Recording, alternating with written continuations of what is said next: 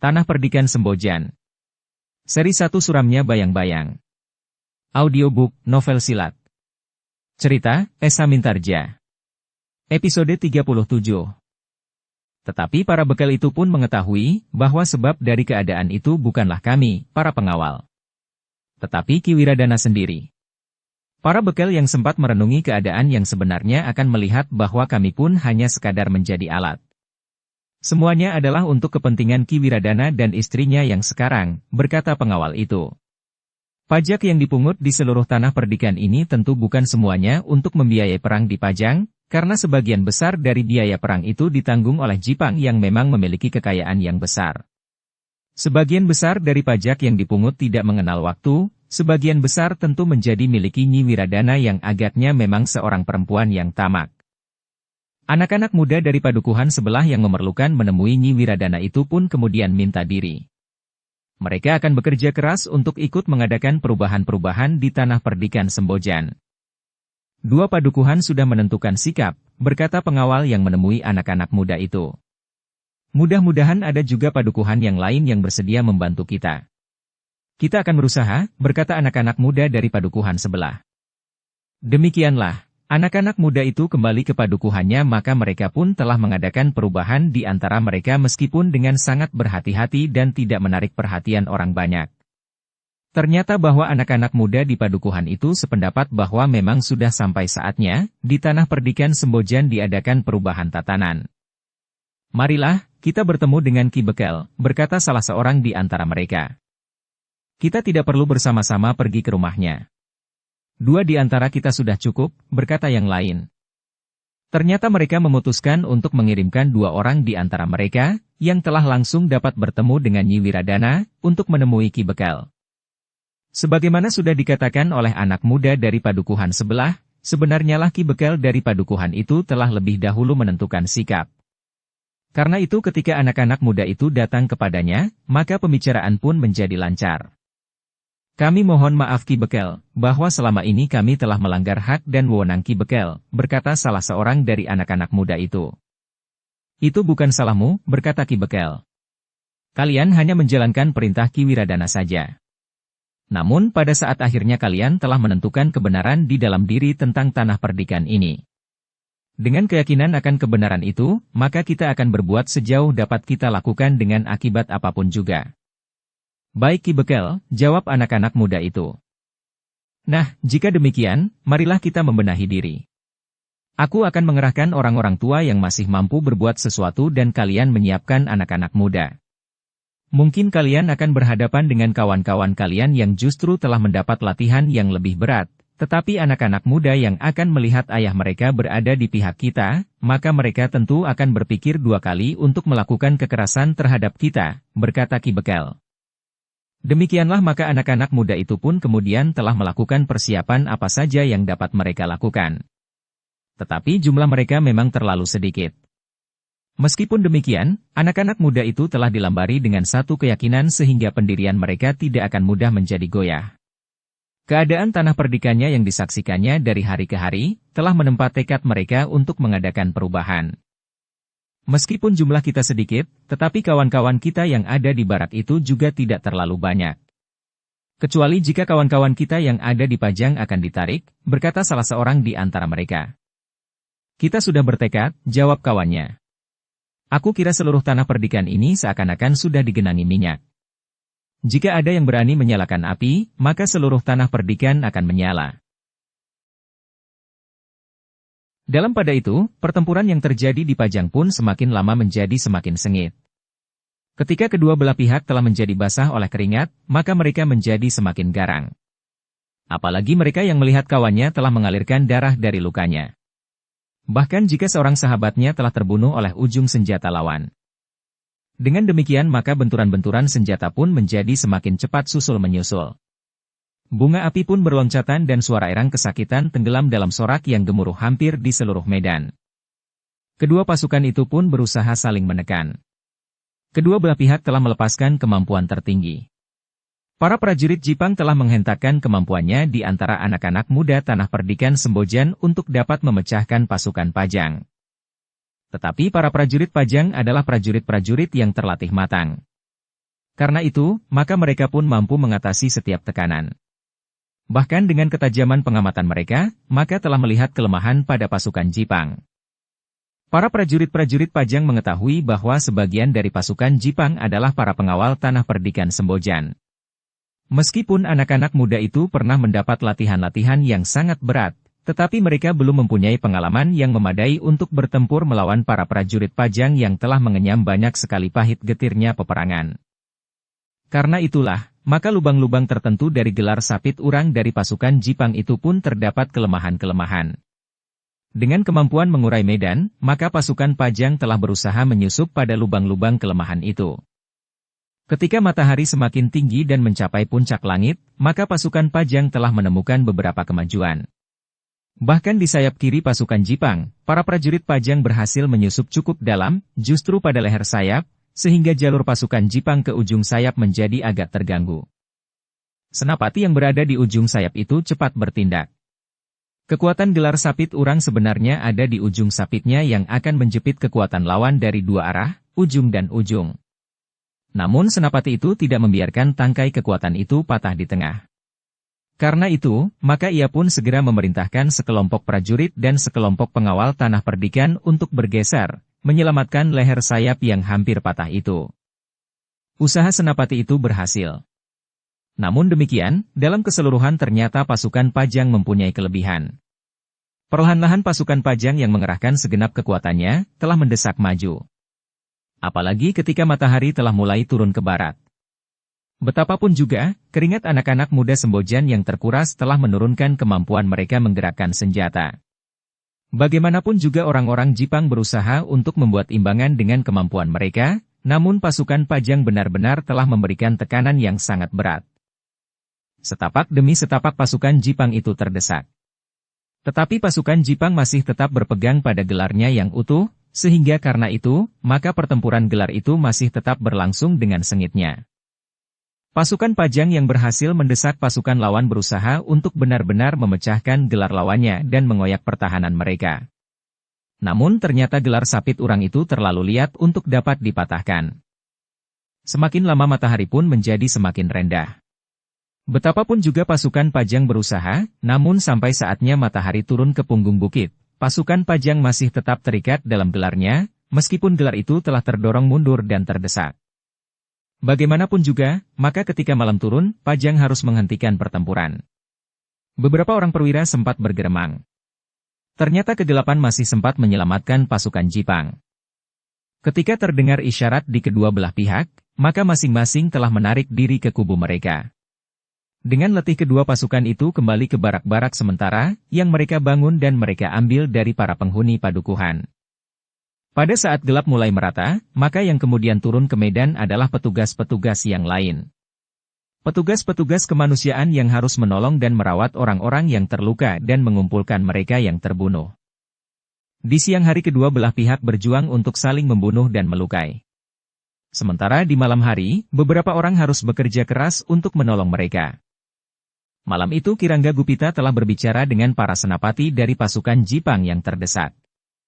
Dengan ketajaman penglihatannya maka Kirangga menganggap bahwa sulit bagi pasukan Jipang untuk dapat menahan kekuatan pasukan Pajang. Tetapi Panglima pasukan Jipang yang berada di sisi timur Pajang itu menjawab, "Aku masih belum berputus asa. Aku masih mempunyai kekuatan cadangan. Bahkan aku akan dapat mengerahkan semua orang. Aku tidak akan meninggalkan seorang pun meskipun mereka adalah juru masak. Mungkin aku telah menempuh satu langkah yang berbahaya. Tetapi aku yakin, bahwa dengan mengerahkan pasukan cadangan dan semua orang yang ada, maka kita akan dapat memecahkan pasukan Pajang. Dengan demikian, maka kita akan dapat menyelesaikan pertempuran besok dan mengatur kembali tata susunan tugas dalam pasukan ini." "Justru itu adalah langkah putus asa," berkata Kirangga Gupita. "Jika kau gagal, maka pasukan akan hancur mutlak. Pasukanmu akan dikoyak-koyak dan tidak akan berbekas lagi, karena tidak ada landasan yang tersisa sama sekali untuk dapat tegak kembali." Senapati yang menjadi panglima pasukan Jipang itu termangu-mangu sejenak. Namun kemudian katanya, "Tetapi menurut perhitunganku pasukan Pajang akan hancur besok jika aku kerahkan semua orang yang ada tanpa kecuali." Kirangga Gupita menggeleng. Katanya dengan kerut di dabinya, Jangan berhayal. Marilah kita membuat penilaian yang wajar dalam pertarungan seperti ini. Kita harus mengakui bahwa pasukan Pajang benar-benar pasukan yang tangguh. Memang ada kelompok-kelompok kecil yang terdiri dari anak-anak muda pengawal padukuhan di sekitar kota. Tetapi jumlah mereka sangat kecil dibandingkan dengan jumlah seluruh kekuatan Pajang, sehingga keadaan itu tidak banyak berpengaruh. Agak berbeda dengan pasukan kita yang terdiri sebagian dari pasukan pengawal tanah perdikan Sembojan. Jadi bagaimana menurut tanggapan Kirangga? Bertanya Panglima itu. Kita tarik mundur pasukan kita malam ini. Kita mencari kedudukan yang baru, yang tidak akan diserang dalam waktu dekat oleh pasukan Pajang. Kita mengirimkan utusan ke tanah perdikan Sembojan untuk membawa pasukan pengawal lebih banyak lagi. Semua kekuatan yang ada dapat dikerahkan. Sementara itu, tanah perdikan Sembojan harus mengerahkan lagi anak-anak muda yang sebelumnya dianggap masih terlalu muda. Ambil anak-anak remaja yang sudah berumur 16 tahun. Tidak usah menunggu sampai 18, berkata Kirangga. Anak-anak berumur 16 justru sedang dalam tataran yang paling buas jika kita berhasil menggelitiknya. Setelah mereka mendapat latihan sekadarnya maka mereka pun harus segera dikirim kemari. Dengan kekuatan itu maka barulah kita akan dapat meyakinkan diri bahwa kita akan dapat memecahkan pasukan Pajang. Itu pun yang berada di luar dinding kota. Jika mereka menarik diri memasuki gerbang maka kita harus membuat perhitungan-perhitungan baru. Atau kita memang tidak mempunyai rencana dengan tergesa-gesa memasuki kota. Mungkin kita menunggu perkembangan pasukan Pajang dan Jipang yang berada di seberang-menyeberang Bengawan Sore. Jika Kanjeng Adipati Jipang berhasil menghancurkan Hadiwijaya, maka segalanya akan dapat dianggap selesai. Untuk menghancurkan kota ini maka kita tidak akan lebih sulit dari memijat ranti masak. Senapati yang menjadi panglima pasukan Jipang di Pajang itu mengangguk-angguk. Sebenarnya rasa-rasanya agak segan untuk mengakui kelebihan Pajang yang hanya berselisih selapis tipis itu. Namun kemudian ia pun menjawab. Jika pertimbangan Kirangga demikian, aku pun tidak akan berkeberatan. Tetapi bagaimana dengan anak-anak muda dari tanah perdikan Sembojan? Apakah tidak akan ada kesulitan untuk mengambilnya lebih banyak lagi? Mungkin kepala tanah perdikan itu akan merasa berkeberatan karena sebagian besar dari anak-anak mudanya telah berada di sini. Tetapi Kirangga tersenyum, katanya. Jangan takut. Bertanyalah kepada Kirandu Keling. Senapati itu memandang Kirandu Keling yang ikut mendengarkan pembicaraan. Dengan suara sendat dan ragu ia bertanya. Bagaimana pendapat Kirandu Keling? Kirandu Keling menarik nafas dalam-dalam. Katanya. Mungkin aku dapat membantu memanggil anak-anak muda itu, karena kepala tanah perdikan Sembojan adalah cucuku. Tetapi sekali lagi aku ingin memperingatkan bahwa anak-anak Sembojan itu bukannya prajurit-prajurit yang telah masak. Mungkin sebagian dari mereka yang pernah mendapat latihan-latihan yang baik dan bersungguh-sungguh tidak akan banyak mengecewakan meskipun mereka belum berpengalaman. Namun sebagian yang lain adalah anak-anak muda yang masih belum mapan. Bukan saja ilmunya, tetapi untuk bertempur sehari penuh seperti prajurit, mereka akan kelelahan. Meskipun demikian, aku kira pertimbangan yang diberikan oleh Kirangga Gupita menurut pendapatku agak lebih baik daripada pertimbangan untuk besok pagi mengerahkan semua orang.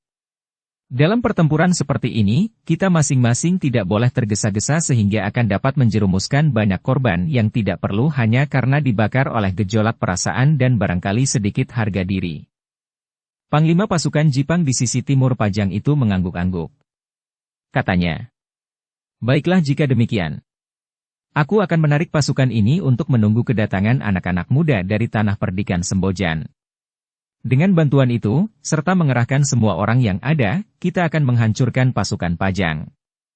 Jika demikian, maka kita akan mengirimkan utusan ke tanah perdikan Sembojan, berkata Kirangga Gupita. Siapa? Bertanya senapati itu. Bersamaku, berkata pengawal itu. Kirandu Keling, jawab Kirangga Gupita. Ia akan dapat memaksa cucunya untuk tidak dapat menolak permintaannya. Bahkan untuk mempersiapkan para maja yang dapat memberikan sedikit pengertian tentang perang dalam waktu 1-2 pekan sebelum mereka dibawa kemari. Baiklah, jawab Kirandu Keling. Aku akan pergi ke Sembojan. Tetapi apakah tidak lebih baik jika aku pergi bersama Kirangga Gupita? Aku tidak berkeberatan, jawab Kirangga. Rasa-rasanya memang sudah terlalu lama tidak bertemu dengan Warsi. Ki Randukeling mengerutkan keningnya. Namun Kirangga Gupita itu tertawa sambil berkata, "Jangan takut. Aku tidak akan berbuat apa-apa. Seandainya Kirangga akan berbuat apa-apa aku tidak akan mencegahnya. Itu sama sekali bukan persoalanku lagi," sahut Ki Randukeling. Kirangga tertawa semakin keras, sementara Panglima pasukan Jipang itu menjadi termangu-mangu. Ia tidak mengerti apa yang dikatakan oleh Kirangga itu. Karena itu, maka Kirangga pun berkata kepada Panglima itu, "Yang terakhir memang bukan persoalan prajurit Jipang, tetapi persoalan pribadiku." Ternyata Panglima itu tanggap. Katanya, "Itulah agaknya maka Kirangga mengusulkan untuk menambah pasukan lagi." Kirangga masih tertawa. Tetapi ia menjawab, "Jangan kau baukan kepentingan Jipang dengan kepentingan sendiri." Panglima itu pun tertawa. Katanya, "Kirangga akan mendapat kedua-duanya." Kirangga yang masih tertawa itu tidak menjawab lagi. Ia pun kemudian minta diri untuk bersiap-siap. Sementara Panglima itu pun berkata, "Jika demikian maka aku pun akan segera mengambil langkah. Pasukan ini untuk sementara memang harus menjauh. Jika para petugas yang mengumpulkan kawan-kawan kami yang terluka dan yang terbunuh itu sudah kembali, maka kita akan segera meninggalkan tempat ini." "Baiklah," jawab Kirangga yang menjadi bersungguh-sungguh. "Untuk keselamatan pasukan ini, maka keputusanmu cukup baik. Bukankah kita tidak dibatasi waktu, sehingga kita tidak harus dengan tergesa-gesa mengorbankan orang kita?" Panglima itu mengangguk-angguk, sementara Kirangga dan Ki Randukeling pun telah meninggalkan mereka. Dalam pada itu, malam itu juga pasukan Jipang telah ditarik mundur melampaui beberapa bulak. Satu gerak yang telah menimbulkan banyak tanggapan. Sebagian dari para prajurit Jipang tidak dapat mengerti kenapa keputusan yang demikian diambil.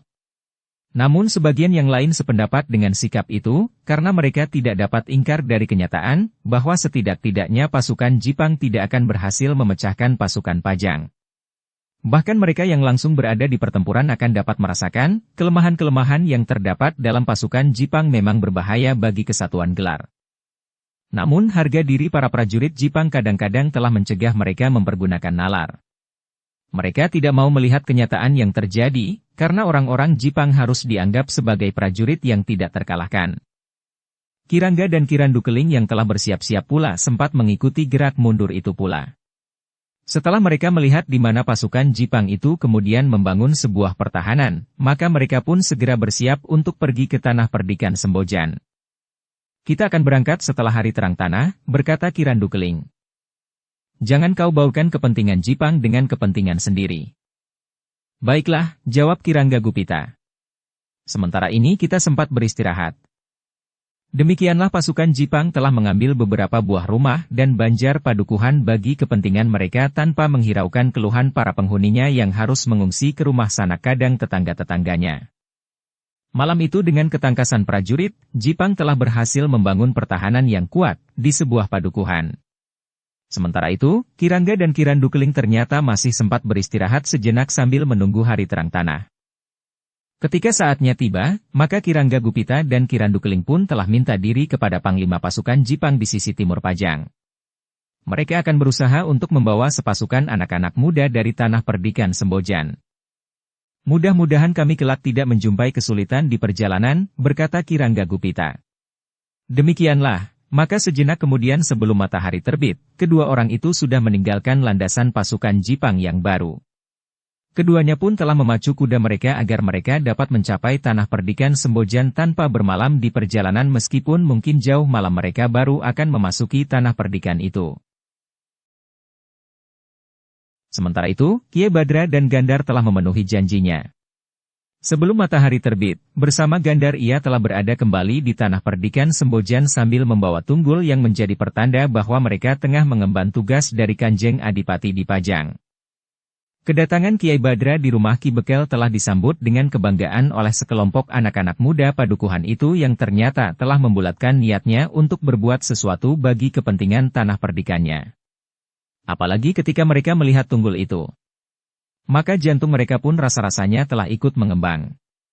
Dua orang anak muda dari padukuhan sebelah pun telah melihat pula tunggul itu, karena mereka berdua semalam berada di rumah Ki Bekel.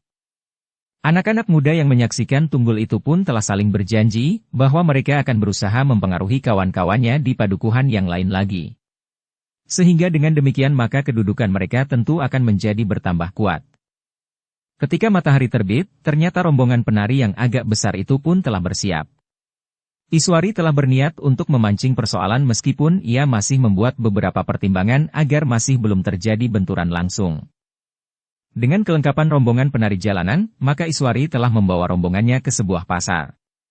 Pasar itu memang terletak di sebuah padukuhan besar di sebelah padukuhan tempat ia tinggal, sementara Ki Bekel dan anak-anak mudanya telah sepakat untuk berdiri di pihaknya. Namun Iswari berharap bahwa di pasar itu akan datang orang-orang dari padukuhan lain dan bahkan anak-anak muda atau laki-laki dari padukuhan lain yang datang untuk membeli berbagai macam perkakas dan peralatan dari besi. Karena di pasar itu ada 3 kelompok pandai besi. Mataku mengantuk, berkata Kiai Badra. Jika aku mendengar suara pesinden kita, maka rasa-rasanya aku ingin tidur dimanapun juga. Ah, kau selalu mengejek Kakang, jawab Nyai Soka. Tetapi jika kau mengantuk karena semalaman kau menempuh perjalanan, maka sebaiknya kau tidak memukul gendang. Biarlah Kiai Soka saja yang menjadi pengendangnya kali ini. Aku juga pengendang yang baik di padukuhanku, sahut Jatiwulung. Kiai Badra tertawa. Katanya, tentu bukan hanya aku. Dan bukan karena perjalananku bersama Gandar semalam. Tetapi semua, siapapun yang menjadi pengendang tentu akan mengantuk mendengar suara pesinden yang bagaikan gemerciknya arus bengawan. Jika Kakang mengejek terus, aku tidak mau jadi pesinden. Biarlah aku menari saja dan perempuan gemuk itu yang menjadi pesinden, geram Nyai Soka. Kiai Badra tertawa. Yang lain pun tertawa pula. Sementara itu, rombongan itu pun telah berhenti di sebelah pasar. Di tempat yang agak lapang. Sejenak kemudian, tanpa menghiraukan bahwa waktunya masih terlalu pagi, rombongan penari itu telah kabar. Gila, geram seorang penjual sayur. Apakah mereka sudah kelaparan? Sepagi ini mereka sudah kabar di dekat pasar. Yang lain pun mengumpat. Tetapi ternyata bahwa rombongan penari itu telah banyak menarik perhatian. Orang-orang yang pergi berbelanja telah meninggalkan para penjual untuk sekadar melihat seorang penari yang disertai dengan penari lainnya yang lebih banyak untuk memberikan kesegaran, karena penari yang seorang yang bertubuh gemuk itu tidak dapat menari dengan baik kecuali hanya sekadar meliuk-liuk. Namun sejenak kemudian telah terjadi kegemparan. Ternyata beberapa orang telah mulai membicarakan penari yang mereka anggap mirip sekali dengan Nyi Wiradana. Beberapa orang yang memang sudah mengerti persoalannya tidak terkejut lagi. Tetapi mereka yang datang dari padukuhan-padukuhan lain menyaksikan kehadiran penari yang sudah agak lama tidak terdengar itu dengan jantung yang berdebaran. Tidak salah lagi, desis seseorang. Ternyata tidak di malam hari pun kita melihat dengan jelas bahwa perempuan itu adalah Nyi Wiradana. Demikian cantiknya perempuan itu, berkata seseorang perempuan tua. Ia pernah datang ke rumahku, ketika cucuku yang pertama lahir. Dengan tulus ia memijat kaki anakku yang melahirkan itu. Oh, betapa jauh bedanya dengan Nyi Wiradana yang sekarang. Tetapi belum tentu bahwa perempuan itu adalah Nyi Wiradana, desis orang yang berdiri di sebelahnya. Aku yakin, jawab perempuan tua itu. Ia adalah seorang yang cantik. Bukan saja wajahnya tetapi juga hatinya. Sementara Nyi Wiradana yang sekarang tidak lebih hanya seorang yang cantik wajahnya saja. Tetapi ia adalah perempuan yang banyak mempunyai cacat di dalam dirinya. Orang yang berdiri di sebelahnya termangu-mangu.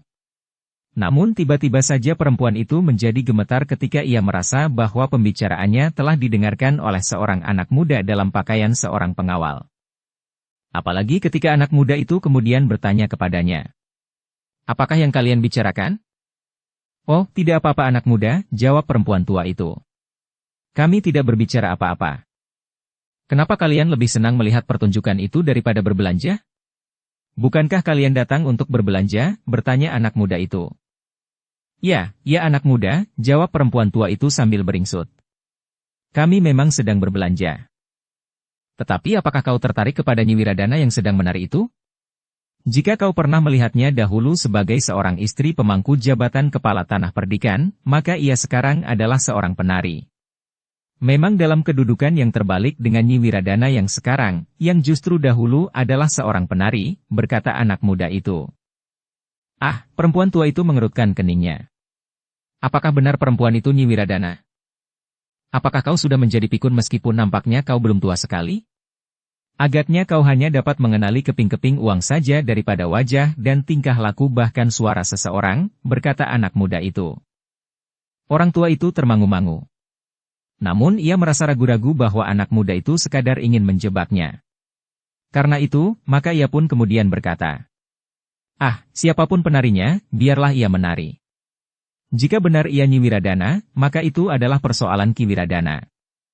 Anak muda itu pun tidak menanggapinya lagi.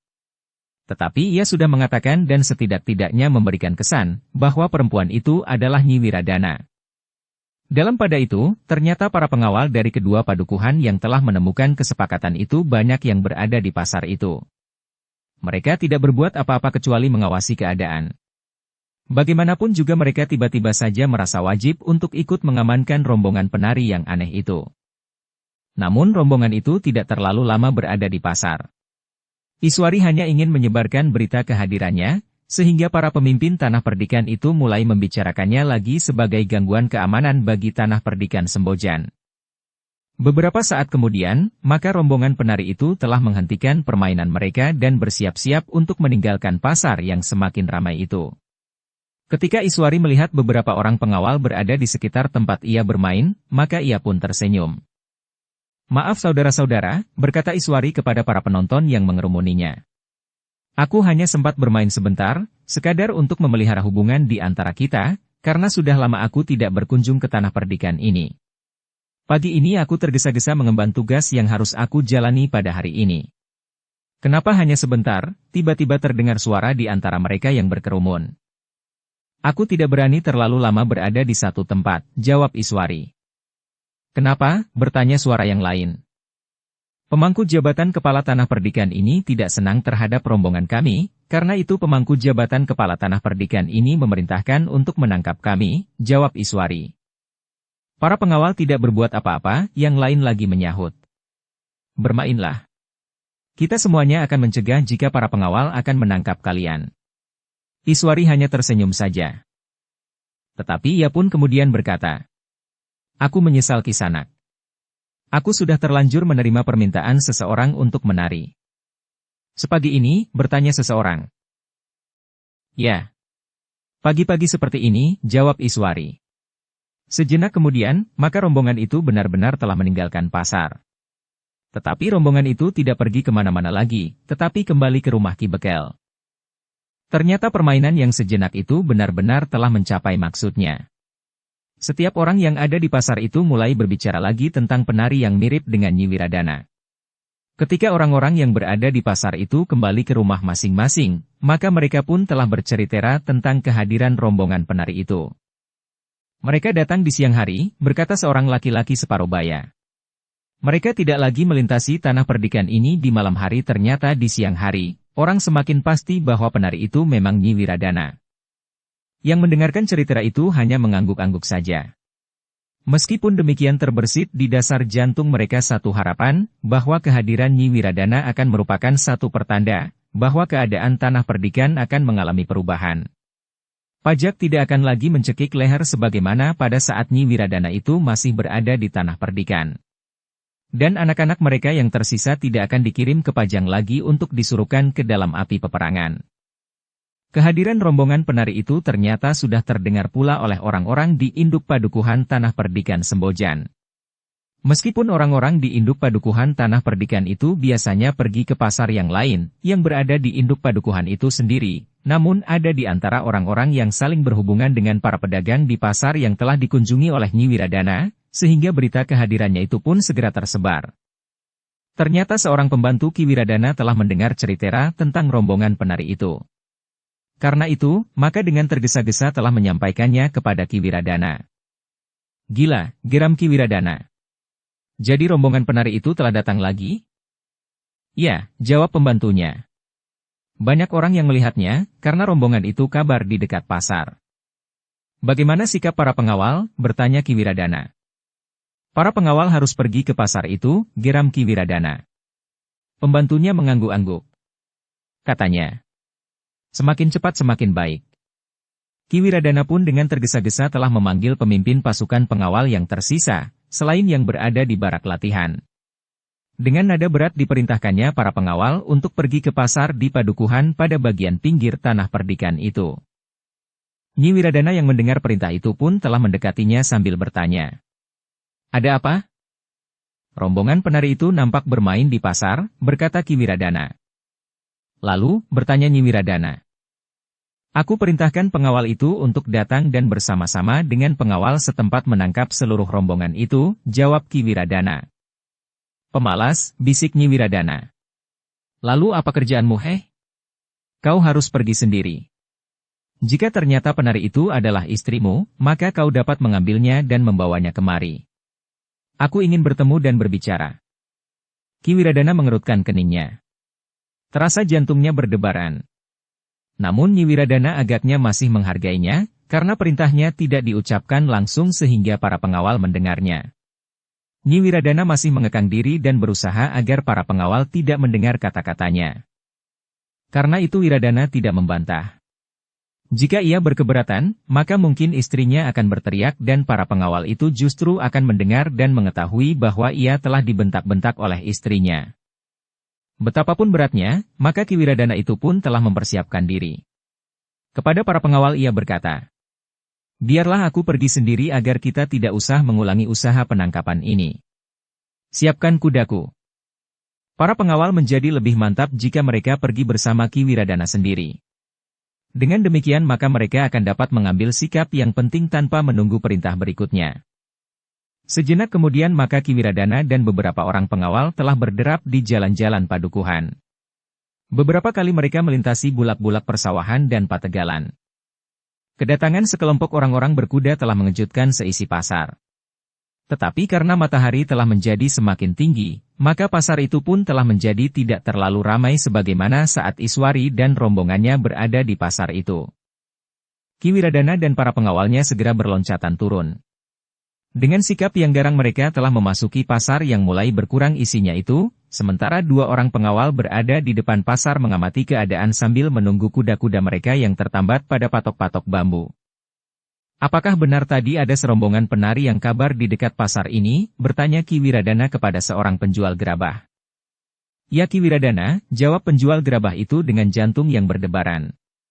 Tetapi aku tidak tahu apa-apa. Aku tetap berada di belakang daganganku. Siapa yang tahu, kemana rombongan itu melarikan diri? Bertanya Ki Wiradana kemudian. Aku tidak tahu, jawab penjual gerabah itu. Mungkin para pengawal. Ki Wiradana menggeram. Sementara itu para pengawal yang lain pun telah berusaha bertanya pula kepada orang-orang yang masih ada di pasar itu. Namun mereka tidak tahu, kemana rombongan itu pergi. Ya aku tahu, mereka pergi ke utara, jawab seorang pandai besi yang masih sibuk menyelesaikan sebuah pesanan, ke Jen Bajak.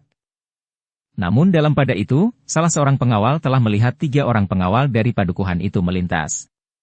Dengan serta-merta maka ketiga orang pengawal itu pun telah dipanggilnya. Ketiga pengawal Padukuhan itu termangu-mangu. Namun mereka pun kemudian telah datang mendekat. Sementara Ki Wiradana pun telah mendekati pula. Apa kalian tidak tahu, bahwa di sini baru saja ada serombongan penari yang kabar? Bertanya Ki Wiradana. Pengawal itu ternyata bersikap sangat tenang karena keyakinan yang telah mengendap di hatinya. Jawabnya. Ya. Aku mendengar Ki Wiradana. Dan kalian tidak berbuat apa-apa? Bukankah kalian akan dapat menangkap mereka? Bertanya Ki Wiradana. Kami memang berusaha untuk secepatnya datang ketika kami mendengar laporan bahwa rombongan itu adalah rombongan yang mengiringi Nyi Wiradana menari, jawab pengawal itu. Apa yang kau lakukan? Bentak Ki Wiradana. Pengawal itu mengerutkan keningnya. Namun kemudian ia berkata, maksudku penarinya yang disebut mirip dengan Nyi Wiradana. Jangan mencelakai dirimu sendiri, geram Ki Wiradana. Lalu kenapa kalian tidak berusaha menyusulnya? Tidak seorang pun yang dapat menunjukkan arah kepergian mereka kecuali sekadar ke arah utara, jawab pengawal itu. Kau memang dungu, bentak pemimpin pengawal yang menyertai Ki Wiradana itu. Kenapa kau harus menunggu sampai ada orang lain yang memberitahukan kepadamu tentang rombongan penari itu? Bukankah kau juga dapat mendengar suara gamelannya? Ya. Tetapi semula aku tidak mengira bahwa suara gamelan itu mengiring penari yang oleh orang banyak dikatakan mirip sekali dengan Nyi Wiradana itu, jawab pengawal itu. Sadari kebodohanmu. Wiradana itu membentak pula. Wajahnya menjadi merah oleh kemarahan. Kau tahu apa artinya kesalahan bagi seorang pengawal? Ya, jawab pengawal itu. Namun ia masih tetap bersikap tenang. Karena itu, untuk menebus kebodohanmu, cari rombongan itu sampai dapat. Bawa mereka kemari. Jangan ada yang terlampaui, berkata pemimpin pengawal itu. Kalian dapat mempergunakan kuda kami. Tetapi dengan syarat bahwa nyawa kuda itu sama dengan nyawa kalian. Seekor dari kuda itu hilang, maka seorang di antara kalian akan dihukum gantung, bentak pemimpin pengawal itu. Wajah para pengawal itu menegang sejenak. Tetapi pengawal yang lain telah bertanya. Jika mereka telah keluar dari tanah perdikan ini, bukankah tidak ada wewenang kami untuk membawanya kemari? Bodoh, dungu dan agaknya kalian memang sudah gila, geram pemimpin pengawal. Yang sudah seharusnya kau ketahui tidak usah kau tanyakan. Tetapi jika rombongan itu telah terlepas dari lingkungan tanah perdikan ini, maka itu pun karena kebodohan kalian. Ketiga orang pengawal dari padukuhan itu mengangguk-angguk. Seorang di antaranya berkata, kami akan mencoba. Namun dalam pada itu Ki Wiradana memerintahkan kepada beberapa orang pengawal. Ikut mereka. Aku dan yang lain akan menunggu di sini. Kalian tidak boleh gagal kali ini jika kalian menemukannya. Beberapa orang pengawal pun telah bersiap untuk meloncat ke punggung kuda. Namun tiba-tiba mereka terkejut ketika mereka mendengar beberapa orang tertawa. Serentak mereka berpaling. Mereka pun telah melihat beberapa orang yang berdiri berjajar beberapa langkah di sebelah mereka. Tiga orang pengawal padukuhan itu terkejut.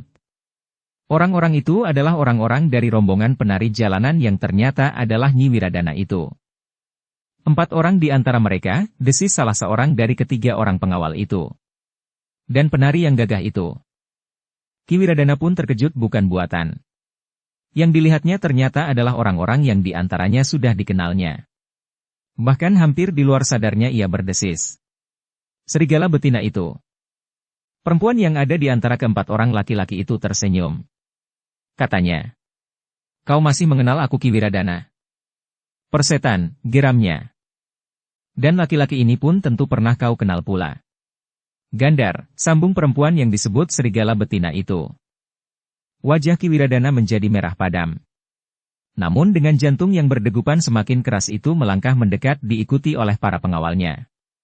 Apa yang kalian lakukan di sini?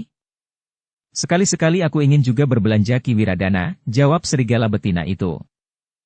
Persetan, wajah Ki Wiradana menjadi semakin tegang. Apakah kehadiranmu di sini ada hubungannya dengan rombongan penari itu? Ya. Keempat orang laki-laki itu adalah sebagian dari para penabuhnya. Dan aku adalah penarinya itu. Maksudku, salah seorang dari 2 penari yang dikenal itu. Di mana penari yang ingin memanfaatkan kepergian Iswari itu? Bertanya Ki Wiradana. Apa maksudmu? Bertanya serigala betina. Seorang perempuan yang mengaku dirinya Iswari atau setidak-tidaknya membuat kesan, agar ia disangka Iswari. Dengan demikian maka ia akan mendapat warisan bagi anaknya. Anak yang akan disebutnya dikandung sejak kepergiannya dari tanah perdikan Sembojan, berkata Ki Wiradana. Dukung channel Novel Silat dengan subscribe, follow, like, komen dan share. Oh, serigala betina itu mengerutkan keningnya. Jadi menurut perhitunganmu, kami telah melakukan satu usaha penipuan dengan menampilkan orang yang mirip dengan Iswari untuk sekadar mendapatkan warisan? Tujuan kalian tentu satu pemerasan, jawab Ki Wiradana lantang. Jadi menurut Ki Wiradana, perempuan yang namanya Iswari itu pasti sudah tidak ada lagi. Jika ada itu palsu atau dipalsukan sekadar untuk mendapatkan warisan. Tentu dalam nilai uang. Begitu, bertanya serigala betina itu. Ya, jawab Wiradana yang diwarnai oleh nada kebimbangan. Ki Wiradana, berkata serigala betina itu. Kau dapat menipu siapa saja. Tetapi kau tidak akan dapat menipu aku. Kau dapat berkata apa saja kepada orang lain, tetapi apakah kau akan dapat berkata seperti itu kepadaku? Ki Wiradana. Jangan berusaha menipu diri sendiri. Cukup, bentak Ki Wiradana. Kau tentu bagian dari alat untuk memeras itu. Tetapi kebetulan bahwa kita dapat bertemu di sini. Menyerahlah. Kalian adalah tawanan kami. Tunggu, berkata serigala betina itu. Apakah sebenarnya dugaan Kiwiradana tentang kami dan kecemasan Kiwiradana itu sudah terbukti? Kami tidak melakukan apa-apa selain menari sebagaimana rombongan penari yang lain.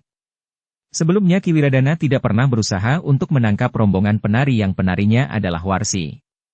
Sedangkan apa yang dilakukan oleh Iswari tidak lebih buruk daripada apa yang dilakukan oleh Warsi. Tutup mulutmu. Kiwiradana berteriak. Kau tahu bahwa aku dapat membunuhmu di sini. Aku membawa saksi bahwa mulutmu telah berceloteh sehingga kau pantas untuk dibunuh di tempat. Oh, kau akan membunuhku? Bertanya serigala betina. Apakah kau tidak menyadari bahwa kau tidak akan mampu melakukannya? Kenapa aku tidak mampu melakukannya? Mata Kiwiradana terbelalak. Kau sudah ditakdirkan kalah dari perempuan. Kau kalah dari Warsi. Kau juga pernah aku kalahkan meskipun aku dalam keadaan sakit. Dan kau pun akan dikalahkan oleh penari dari rombonganku ini jika pada suatu saat kau bertemu langsung dengannya. Wajah Kiwiradana menjadi merah padam. Ia pun telah memberi isyarat kepada para pengawalnya untuk mendekat. Para pengawal yang sudah siap untuk mencari rombongan penari itu pun telah mengikat kuda-kuda mereka kembali. Dengan tegang mereka pun telah mengepung keempat laki-laki dan seorang perempuan yang ternyata merupakan bagian dari rombongan penari itu. 3 orang pengawal padukuhan itulah yang menjadi ragu-ragu. Namun mereka masih belum menentang perintah Kiwiradana dengan terbuka. Karena itu, maka mereka pun masih juga ikut mengepung keempat orang laki-laki dan seorang perempuan yang akan ditangkap oleh Kiwiradana itu. Kau akan berbuat apa Kiwiradana? Bertanya serigala betina itu. Aku akan menangkap kalian dan memaksa kalian untuk menunjukkan di mana kawan-kawan kalian, jawab Kiwiradana. Jika mereka berada di luar tanah perdikan, apakah kau juga berhak melakukan tindakan atas mereka? Bertanya serigala betina itu. Persetan. Jika sekarang yang ada adalah kalian, maka kalianlah yang akan aku tangkap, jawab Kiwiradana. Baiklah. Marilah. Mungkin kawan-kawanku akan melayani para pengawal. Tetapi aku sendiri ingin membuktikan bahwa sudah ditakdirkan bahwa kau akan selalu dikalahkan oleh perempuan, jawab serigala betina. Hati Kiwiradana terasa sangat sakit mendengar ejekan itu. Tetapi ia pun tidak dapat mengingkari satu peristiwa di rumah serigala betina itu. Justru pada saat perempuan itu sedang sakit, ia tidak berhasil mengalahkannya.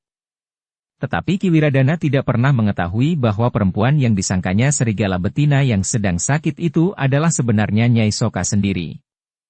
Namun kemudian serigala betina itu telah menjadi murid Nyai Soka pula. Dengan janji bahwa ia tidak akan melakukan kejahatan lagi, maka Nyai Soka telah menurunkan ilmu kepadanya, sehingga serigala betina yang memang sudah memiliki dasar kemampuan olah kanuragan itu kemudian mampu menyerap ilmu yang diturunkan oleh Nyai Soka dan menjadi seorang yang benar-benar berilmu tinggi. Meskipun apa yang diberikan kepada serigala betina itu masih berada jauh di bawah tataran kemampuan Iswari yang telah menyelesaikan segala macam laku dan mulai mengembangkan ilmunya seluas luasnya. Dalam pada itu, Wiradana yang merasa tersinggung sekali itu telah berdiri berhadapan dengan serigala betina yang garang itu. Sedangkan para pengawal yang lain telah mengepung arena dan mereka tidak akan membiarkan seorang pun di antara mereka lolos. Sementara itu, pasar yang memang sudah berkurang isinya itu menjadi bubar. Orang-orang yang berada di sekitar tempat yang akan menjadi arena itu telah berlari-larian menjauh. Orang-orang yang masih duduk di belakang barang-barang jualannya dengan cepat telah mengemasinya dan menyimpannya. Sementara kedai-kedai pun telah ditutup. Para pandai besi telah memadamkan perapian mereka dan berkemas pula serta menyimpan semua peralatan mereka. Menyerahlah, geram Kiwiradana. Tetapi jawaban serigala betina memang sangat menyakitkan hati. Bukankah aku memiliki kelebihan daripadamu? Kenapa justru aku yang harus menyerah? Kiwiradana tidak sabar lagi. Ia pun segera meloncat menyerang dengan garangnya. Namun hal itu sudah diduga oleh serigala betina, karena ia memang berusaha untuk memancing kemarahan Kiwiradana. Karena itu, maka ia pun dengan cepat menghindarinya. Bahkan tiba-tiba saja tangannya telah dikibaskannya mendatar ke arah lambung. Tetapi Kiwiradana sempat pula menggeliat, sehingga tangan perempuan itu tidak menyentuhnya. Dengan kaki kanannya, maka Kiwiradana pun kemudian telah berganti menyerang menyamping. Tetapi ketika ia sadar bahwa perempuan itu siap untuk menangkisnya dengan sikunya, maka ia menarik serangan kaki kanannya, Tetapi kaki kirilah yang diputarnya setengah lingkaran. Serangannya sekali lagi menyambar lambung. Namun serigala betina itu sempat bergeser mundur, sehingga tumit Ki Wiradana tidak menyentuhnya. Pertempuran antara keduanya itu pun semakin lama menjadi semakin sengit. Sebenarnya lah bahwa penyerapan ilmu dari Nyi Soka oleh serigala betina itu benar-benar sangat berarti baginya. Dengan demikian, maka ternyata bahwa kemampuan Ki Wiradana yang sudah dikerahkan itu tidak mampu melampaui kemampuan serigala betina. Sementara itu, keempat laki-laki yang lain, yang tidak lain adalah Gandar, Kiai Soka sendiri, Jati Wulung dan Sambil Wulung, telah bertempur melawan beberapa orang pengawal. Kemampuan mereka memang tidak seimbang. Keempat laki-laki itu memiliki ilmu yang tinggi dan matang, sementara para pengawal adalah anak-anak muda yang mempelajari olah kanuragan pada kulitnya saja. Apalagi 3 orang di antara para pengawal itu tidak berkelahi dengan sungguh-sungguh. Para pengawal padukuhan itu memang nampaknya ikut bertempur melawan keempat orang laki-laki itu. Tetapi seorang di antaranya berbisik di telinga Gandar. "Maaf, aku terpaksa ikut permainan ini." Gandar tersenyum. Tetapi ia tahu maksud pengawal itu. Sejenak kemudian maka pertempuran itu pun menjadi semakin sengit. Para pengawal, kecuali yang 3 orang itu, telah bertempur dengan mengerahkan kemampuan mereka. Namun ternyata bahwa mereka tidak memiliki bekal yang cukup untuk menghadapi keempat orang itu meskipun jumlah mereka jauh lebih banyak. Setiap orang dari keempat orang itu memang harus bertempur melawan 4 orang. Namun 4 orang pengawal itu bagi Sambi Wulung dan Jati Wulung, apalagi Gandar dan Kiai Soka, tidak terlalu sulit untuk mengatasinya. Yang bertempur dengan sengitnya adalah Ki Wiradana dan serigala betina yang sudah meningkatkan ilmunya.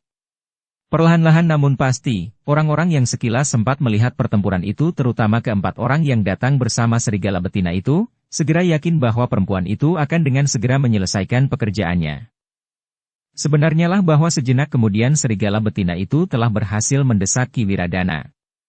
Betapapun juga Ki Wiradana mengerahkan kemampuannya, namun ia tidak mampu mengatasi ilmu serigala betina itu. Kemarahan Ki Wiradana sudah tidak tertahankan lagi. Karena itu, maka ia pun telah mencabut pedangnya sambil menggeram. "Perempuan iblis! Jika kau tidak mau mendengar kata-kataku, maka bukan salahku jika kau akan terbunuh dalam perkelahian ini." Wajah serigala betina itu berkerut sejenak. Namun kemudian katanya, "Jadi kau bersungguh-sungguh Ki Wiradana? Kau benar-benar ingin membunuhku?" "Ya. Kematianmu akan membawa ketenangan bukan saja bagiku, tetapi bagi tanah perdikan Sembojan. Karena menurut perhitunganmu, aku tentu tidak akan dapat berbicara lagi tentang Iswari. Begitu?" Ki Wiradana tidak menyahut. Tetapi ia telah menggerakkan ujung pedangnya yang teracu. Di antara desah nafasnya terdengar giginya yang gemeretak menahan kemarahan yang melonjak-lonjak di dalam dadanya. Untuk beberapa saat perempuan yang disebut serigala betina itu masih belum melawannya dengan senjata. Ia hanya berloncatan menghindari serangan-serangan Ki Wiradana yang semakin lama menjadi semakin cepat. Namun kemudian serigala betina itu mengalami kesulitan apabila ia harus sekadar berloncatan menghindari serangan yang datang memburu. Karena itu, maka akhirnya serigala betina itu pun telah mengurai senjatanya pula. Sehelai selendang yang anyamannya terdapat jalur-jalur jangat pilihan. Di kedua ujungnya terdapat rumbai timah yang cukup berat. Dengan selendangnya serigala betina itu melawan pedang Ki Wiradana. Ternyata selendang itu merupakan senjata yang memadai bagi perempuan itu. Selendang itu mampu menangkis serangan pedang dengan merentangnya. Jika pedang itu menyentuh selendang itu, maka rentangannya dikendorkannya, sehingga terjadi benturan yang lunak. Namun jika tiba-tiba rentangan itu dihentakkannya, maka pedang itu bagaikan dilontarkannya. Sementara itu, dengan kedua ujungnya yang berumbai, serigala betina itu menyerang lawannya. Rumbai-rumbai timah itu akan mampu menyakiti lawannya jika mengenainya. Bahkan jika serigala betina itu mengerahkan kemampuan dan ilmunya, maka rumbai-rumbai itu akan dapat meretakkan tulang-tulang lawannya. Dengan demikian maka pertempuran antara kedua orang itu menjadi semakin meningkat. Keduanya memiliki kelebihannya masing-masing dengan jenis senjata yang berbeda di tangan. Ternyata bahwa Ki Wiradana memang memiliki ilmu pedang memadai. Tetapi serigala betina yang telah ditempa di padepokan Tiaga Kembang itu pun telah meningkat ilmunya. Ia tidak lagi sekadar sebagai serigala betina, tetapi perempuan itu justru telah menjadi harimau betina. Sementara itu keempat laki-laki yang menyertai serigala betina itu masih bertempur dengan para pengawal. Meskipun sebenarnya mereka tidak menemui kesulitan apapun, namun mereka tidak dengan serta-merta mengalahkan lawan-lawan mereka. Namun ketika keempat lawan mereka pada masing-masing orang itu mencabut pedangnya, maka mereka masing-masing telah berusaha untuk merampas sebuah pedang daripada pedang-pedang itu. Dengan demikian, maka kemudian Sambi Wulung, Jati Wulung, Kiai Soka yang tua dan Gandar, telah bersenjata pula, sehingga pertempuran menjadi semakin sengit. Keempat orang yang datang bersama serigala betina itu memang dengan sengaja membiarkan lawan-lawan mereka mengerahkan segenap kemampuan dan tenaga, sehingga mereka tentu akan menjadi kelelahan. Pasar itu sendiri telah menjadi sepi. Tetapi beberapa orang masih ada yang mencoba dengan sembunyi-sembunyi menyaksikan pertempuran itu dari kejauhan. Mereka sama sekali tidak tahu apa yang sebenarnya terjadi. Yang mereka ketahui hanyalah bahwa beberapa orang pengawal di bawah pimpinan Ki Wiradana sendiri telah bertempur melawan sekelompok orang yang ingin mereka tangkap. Namun ada juga di antara mereka yang dapat mengenali bahwa orang-orang yang akan ditangkap itu adalah orang-orang yang baru saja datang ke pasar bersama serombongan pengamen dengan penari yang mirip sekali dengan Nyi Wiradana yang terdahulu. Sementara itu pertempuran antara Ki Wiradana melawan serigala betina itu menjadi semakin sengit. Keduanya telah sampai kepada puncak kemampuannya. Namun serigala betina memang mempunyai kelebihan dari Ki Wiradana setelah ia menyadap ilmu di Padepokan Tiaga Kembang. Jika sebelum ia mendapat perintah untuk membunuh Nyi Wiradana, serigala itu bukan apa-apa bagi Ki Wiradana, maka ternyata kemudian bahwa kemampuannya telah melejit melampaui kemampuan Ki Wiradana itu. Terasa jantung Ki Wiradana bagaikan meledak bukan saja oleh kemarahan, tetapi juga oleh satu kenyataan bahwa sulit baginya mengatasi senjata perempuan yang disebut serigala betina itu. Pedangnya yang berputar semakin cepat, sama sekali tidak dapat menyentuh sasaran. Bahkan kadang-kadang Wiradana menjadi bingung karena gerak lawannya yang seakan-akan menjadi semakin cepat. Gila, geram Ki Wiradana. Jika kau tidak menyerah, maka kau akan benar-benar terbunuh di peperangan ini. Jangan terlalu bernafsu untuk membunuh, sahut perempuan itu. Meskipun dengan demikian rahasiamu akan terkubur bersamaku. Tetapi untuk membunuhku agaknya tidak begitu mudah. Tutup mulutmu, bentak Ki Wiradana sambil menyerang. Serigala betina itu mengelak.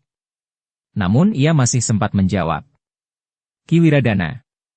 Baiklah kita tidak berpura-pura lagi. Akuilah bahwa perempuan yang disebut mirip dengan Iswari itu memang Iswari. Ternyata Iswari adalah seorang penari yang sangat baik. Jauh lebih baik dari penari jalanan yang tamak yang bernama Warsi itu. Gila. Ki Wiradana berteriak. Aku koyak mulutmu. Kau hanya berteriak-teriak saja. Tetapi tidak pernah kau lakukan sebagaimana kau katakan, jawab perempuan itu. Tetapi aku masih ingin bercerita bahwa Iswari telah melahirkan anaknya. Laki-laki sebagaimana anak Warsi. Tetapi ketahuilah, bahwa yang berhak untuk kemudian menggantikan kelak adalah anak Iswari. Bukan anak Warsi. Nah, kau dengar. Pengkhianat, geram Wiradana. Aku sudah menduga bahwa kau akan berkhianat. Sekarang kau harus dibunuh. Bukankah kau pernah juga mencobanya tetapi gagal? Waktu itu aku sedang sakit. Apalagi sekarang, aku segar bugar. Baru saja aku menari di pasar ini bersama Iswari. Besok lain kali, Iswari sudah mengatakan bahwa ia akan mengajak anaknya yang tumbuh dengan suburnya.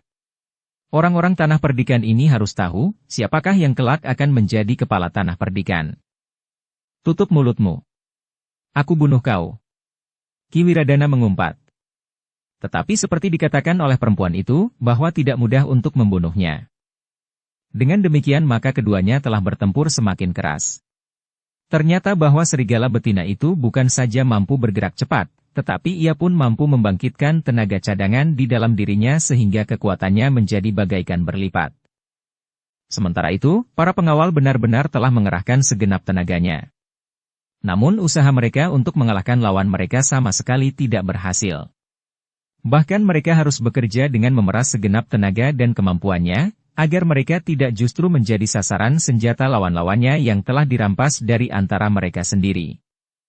Sementara itu, keempat orang yang menemani serigala betina itu dengan sengaja telah memancing agar lawan-lawan mereka mengerahkan segenap kemampuan mereka. Sekali-kali ujung pedang yang berhasil mereka rampas itu memang benar-benar menyentuh kulit. Meskipun hanya segores kecil, namun luka itu telah menitikkan darah. Ketika keringat membasahi kulit yang terluka itu, maka terasa menjadi pedih. Namun ternyata bahwa setiap pengawal telah terluka oleh senjata yang dirampas dari antara mereka sendiri. Tidak seorang pun yang luput dari sengatan ujung senjata. Lengan, siku, pundak, bahkan lambung dan dada. Ada juga di antara mereka yang telah terluka punggungnya. Hanya 3 orang pengawal yang tidak bertempur dengan bersungguh-sungguh itu sajalah yang tidak mendapat cubitan ujung pedang. Seperti yang dikehendaki oleh kawan-kawan serigala betina itu, maka lambat laun, para pengawal yang telah terluka betapapun kecilnya itu tenaganya telah menjadi susut. Setelah mengerahkan segenap tenaga dan kemampuan yang ada pada mereka, maka yang tersisa pun semakin lama menjadi semakin sedikit. Dalam pada itu Sambi Wulunglah yang sempat mentertawakan lawan-lawannya. Dengan nada tinggi ia berkata, "Heh, bukankah kalian masih muda? Seharusnya tenaga kalian masih lebih baik dari kami yang tua-tua. Apalagi lihat orang berambut putih itu. Ia masih mampu bertempur dengan wajah yang cerah dan senyum di bibirnya. Tetapi kalian, anak-anak muda yang pernah mendapat latihan yang berat, ternyata tidak memiliki tenaga yang cukup untuk mempertahankan diri. Apalagi kalian bertempur bersama-sama dalam kelompok-kelompok kecil." "Persetan," geram salah seorang di antara para pengawal. "Jangan menyesal jika kau akan mati di sini." Tetapi Sambi Wulung tertawa semakin keras. Katanya, "Jangan berceloteh. Atau bahkan kau sedang mengigau. Hanya orang-orang sakit panas sajalah yang mengigau." Para pengawal itu menjadi semakin marah. Tetapi betapapun mereka mengerahkan kemampuan mereka, namun segala usaha ternyata sia-sia. Tidak seorang pun dari keempat orang kawan serigala betina itu yang dapat dikuasai oleh lawan-lawannya. Bahkan semakin lama luka-luka di tubuh para pengawal itu menjadi semakin banyak. Sementara itu, Wiradana yang mengerahkan kemampuannya tidak juga berhasil menguasai lawannya. Bahkan sebaliknya, serigala betina itu pun kemudian benar-benar telah mendesak Ki Wiradana. "Kita sudah terlalu lama bertempur," berkata serigala betina itu. "Sudah waktunya kita menentukan, siapakah yang kalah dan siapakah yang menang di antara kita." Ki Wiradana tidak menjawab. Tetapi ia menyerang semakin garang. Namun serigala betina itu benar-benar telah berniat untuk menghentikan pertempuran. Karena itu, maka ia pun menjadi lebih bersungguh-sungguh, sehingga ketika Ki Wiradana kehilangan pengamatannya atas senjata lawannya, meskipun hanya sekejap, maka rumbai-rumbai selendang serigala betina itu telah menyentuh pundaknya. Serigala betina itu memang tidak ingin mematahkan tulang di pundak Ki Wiradana. Karena itu sentuhannya itu pun hanya menyakitinya. Bersambung ke episode 38. Dukung kami dengan subscribe, follow, like, komen dan share. Terima kasih.